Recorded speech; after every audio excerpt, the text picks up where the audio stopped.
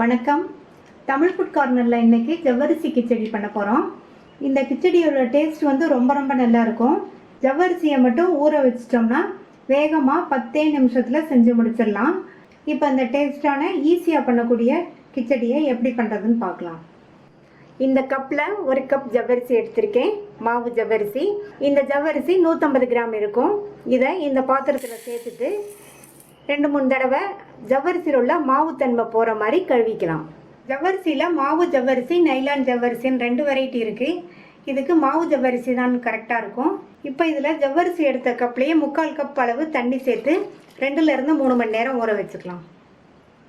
ஜவ்வரிசி ஊற வச்சு 2.5 மணி நேரம் ஆச்சு. நம்ம சேர்த்த தண்ணியெல்லாம் இழுத்து ஜவ்வரிசி நல்லா சாஃப்டாக ஊறி உதிராக இருக்குது. ஒரு ஜவ்வரிசி எடுத்து இந்த மாதிரி ப்ரெஸ் பண்ணி பார்த்தோம்னா மசியணும்.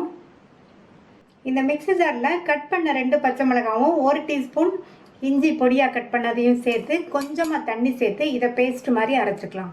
ஸ்டவ்வில் ஒரு பேன் போட்டு சூடு பண்ணியிருக்கேன். அதில் 1 டேபிள் ஸ்பூன் எண்ணெய், 1 டேபிள் ஸ்பூன் நெய் சேர்த்த எண்ணெயும் நெய்யும் சூடாகிடுச்சு. இதில் 1 டீஸ்பூன் சீரகம் நல்லா பொரிஞ்சிருச்சு.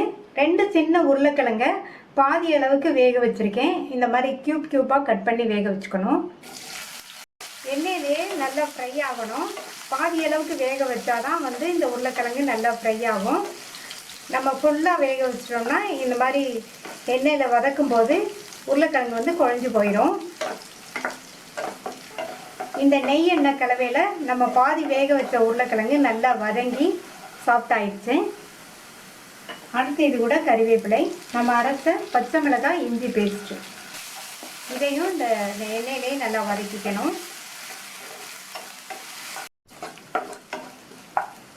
அடுத்து இதில் 1/2 டீஸ்பூன் மிளகுத்தூள், 1 டீஸ்பூன் சர்க்கரை சேர்த்தோம்னா டேஸ்ட் வந்து நல்லாயிருக்கும். இதுக்கு தேவையான அளவு உப்பையும் சேர்த்து நல்லா ஒரு தடவை மிக்ஸ் பண்ணி விட்டுறணும். அடுத்து உதிரியாக ஊற வச்ச இந்த ஜவ்வரிசியை சேர்த்துக்கலாம். மீடியம் ஃப்ளேம்லேயே வச்சு ஒரு 2 நிமிஷத்துக்கு நல்லா இந்த மாதிரி கலந்து கொடுக்கணும். கிளறி கொடுக்கும்போது இந்த மாதிரி மெதுவாக இந்த மாதிரி கிளறி கொடுக்கணும். அப்போ தான் ஜவ்வரிசி வந்து குழையாமல் இருக்கும். இப்போ 2 நிமிஷம் ஆச்சு. 1/4 கப் வறுத்த வேர்க்கடலையை இதில் சேர்த்துக்கலாம். அடுத்து 2 டேபிள் ஸ்பூன் பொடியாக கட் பண்ண கொத்தமல்லி இலைகள், 1 டீஸ்பூன் லெமன் ஜூஸ் நல்லா மிக்ஸ் பண்ணி விட்டுட்டு மூடி வச்சிடலாம். ஸ்டவ்வை வந்து சிம்மில் வச்சுருங்க. 2-3 நிமிஷத்துக்கு அப்படியே இருக்கட்டும். இப்போ நம்மளுடைய சுவையான ஜவ்வரிசி கிச்சடி ரெடி ஆயிடுச்சு.